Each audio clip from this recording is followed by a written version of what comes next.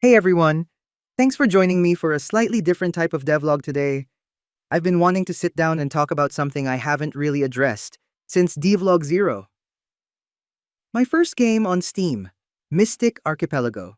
For those who don't know, I released this idle RPG earlier this year using RPG Maker MZ, and I think now that I've had some time and distance from it, it's worth talking honestly about how it went and what I've learned. So quick rundown if you haven't seen it. Mystic Archipelago is an idle RPG. Your party automatically battles through dungeons. You set them up, watch them fight, collect loot, upgrade gear. Pretty straightforward stuff.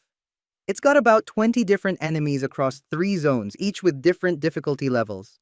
Boss battles including a forest dragon and an ancient lich, an equipment shop, stat upgrades. All the classic RPG mechanics you'd expect.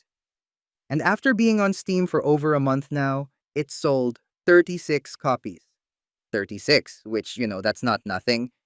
36 real people paid actual money for something I made. That's kind of wild if you think about it.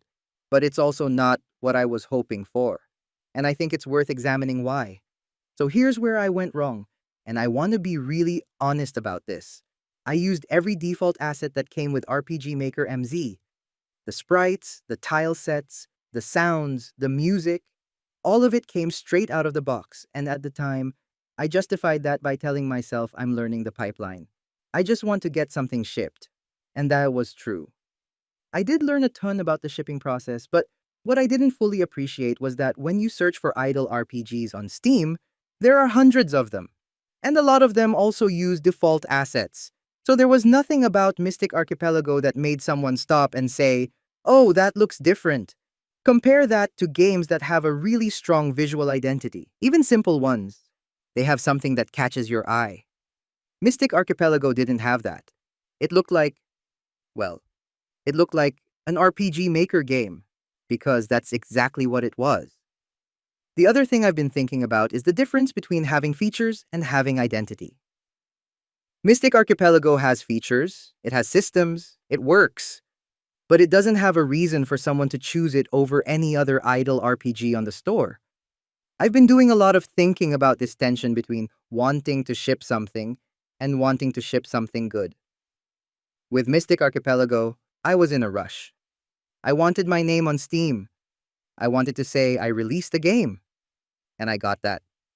But I think I left a lot on the table by not taking the time to make it distinctive. With Beacon Rest, I'm trying to approach things differently. I'm not rushing to ship. I'm taking time to learn Godot properly, to develop my own pixel art style, to build something that actually has a reason to exist beyond I made an RPG. Is this taking longer? Absolutely. I've been at this for months now and I'm still in the learning phase. But I'd rather spend a year making something worth playing than spend 2 months making something that disappears into the Steam catalog. So I've been trying to figure out what my approach should be going forward. Kind of like a personal formula for how I want to develop games. First thing, unique visual identity.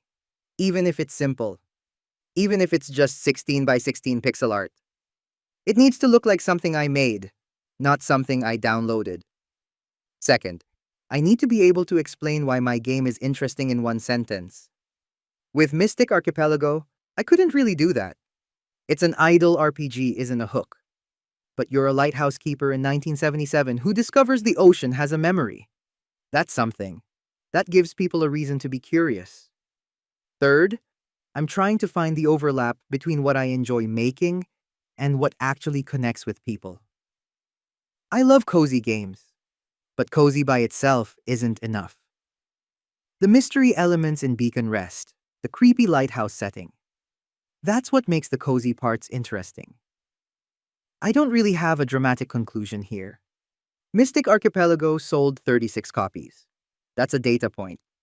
It taught me what it feels like to actually release something on Steam, and it also taught me what happens when you ship something that doesn't stand out.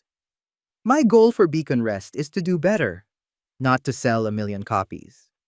That's not realistic, but to make something that actually has a reason to exist.